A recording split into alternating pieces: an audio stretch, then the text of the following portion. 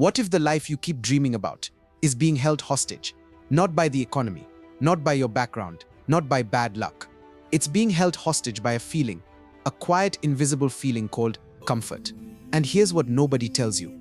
The moment you feel the most safe is the exact moment you stop growing. Stay with me, because what you're about to hear might completely rewire the way you think about yourself, your money, and your future.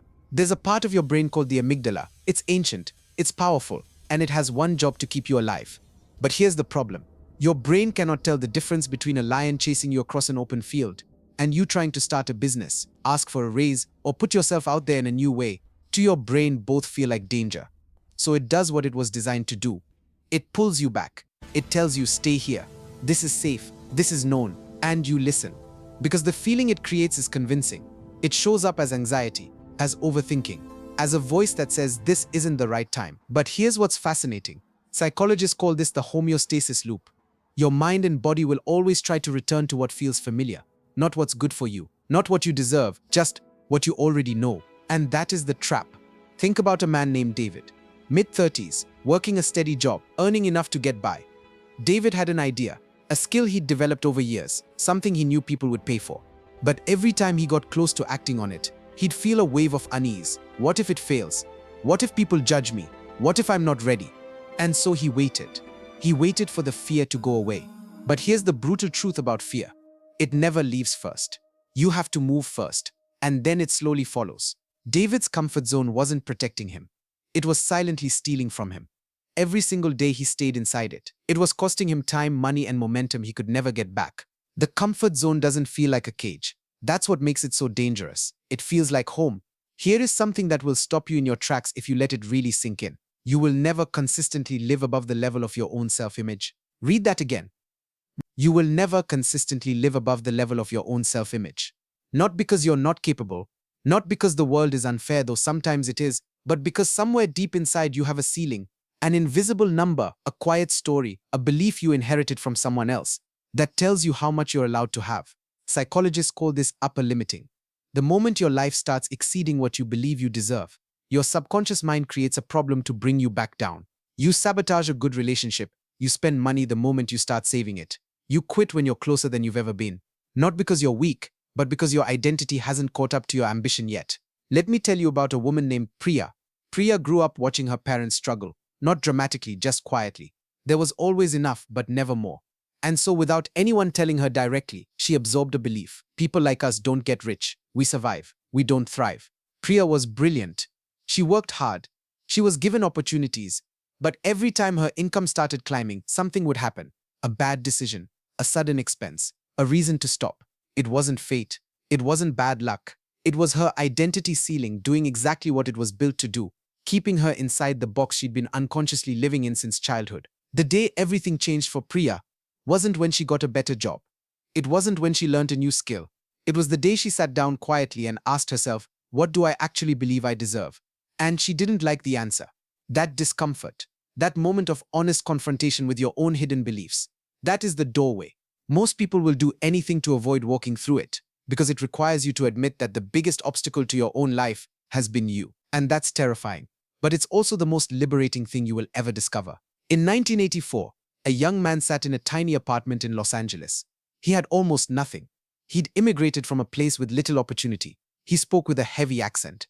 He was told by nearly everyone around him that his dreams were too big, too unrealistic, too far outside what someone like him could achieve. His name was Arnold Schwarzenegger. Now, I'm not here to talk about bodybuilding or Hollywood. I want to talk about something far more important, his psychology. Schwarzenegger has spoken openly about a practice he developed early on. He called it embracing the pain. Every time something was hard, every time his muscles burned, every time a rejection letter arrived, every time someone told him no, he trained himself to interpret that discomfort, not as a signal to stop, but as proof that he was moving in the right direction. He rewired the meaning of difficulty. He understood something that most people live their entire lives without grasping. You pay with it, every time. There's no shortcut around this. There's no hack, no app, no morning routine that removes the requirement of stepping into what feels uncertain and difficult. The people who build extraordinary lives don't feel less fear than you do. They've just made a different agreement with it. They've decided that the temporary pain of growth is far less damaging than the permanent pain of regret. Think about that carefully, because most people choose the pain that feels smaller today. The pain of staying still, of not trying, of playing it safe, without realizing that this pain compounds. It grows quietly, silently, until one day you wake up and realize that the life you were protecting yourself toward was never really the life you wanted at all. The discipline of discomfort is not about being reckless. It's about being intentional. It means choosing every single day to do one thing that pushes against your natural instinct to stay comfortable.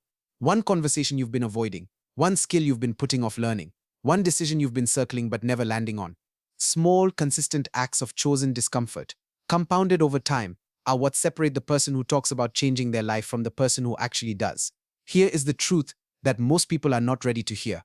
Your comfort zone is not protecting your present. It is protecting a version of you that no longer exists. The fears you carry right now, the hesitation, the second guessing, the not yet, and the maybe someday, they were built by a younger version of you, a version that needed those walls to survive. But you are not that person anymore. You have seen more. You have learned more. You have survived more than that version of you could have imagined. And yet you're still living by rules that were written for someone smaller. Wealth, real wealth, is not just money. Wealth is options. Wealth is the freedom to choose how you spend your time, who you spend it with, and what kind of impact you leave on the world. And none of that lives inside your comfort zone. The version of you who has that life made a decision. At some point, not a perfect decision. Not a decision made with all the information. Not a decision made without fear, but a decision made anyway. That decision is available to you right now, not tomorrow, not when things are more stable, not when you feel ready right now. Because here's what no one tells you about readiness. You don't find it, you build it, by doing the thing before you feel ready. The comfort zone is seductive because it promises safety. But the only thing it actually guarantees is that you will arrive at the end of your life wondering what would have happened if you had just taken one more step outside of it. So here's where we land. You are not broken. You are not behind. You are not too late. You are simply standing at the edge of the next version of yourself, looking out at something unfamiliar and feeling exactly what every person who ever built something meaningful has felt in this moment. That feeling is not a warning sign. That feeling is a compass. The wealth you want, the confidence you crave, the freedom you imagine, none of it is locked away behind some secret formula or a privileged starting point. It's locked behind one thing, the next uncomfortable step. Just one, not the whole staircase, not the entire plan laid out perfectly, just the next step. And then the one after that, and the one after that. You see, the comfort zone shrinks as you grow. What terrified you a year ago, you handle easily now. What feels impossible today will feel ordinary 6 months from now if you start moving. The gap between where you are and where you want to be is not filled with talent. It's not filled with luck. It's filled with moments, quiet, unglamorous, uncomfortable moments, where you chose to show up anyway. Start there. That's where everything you want begins.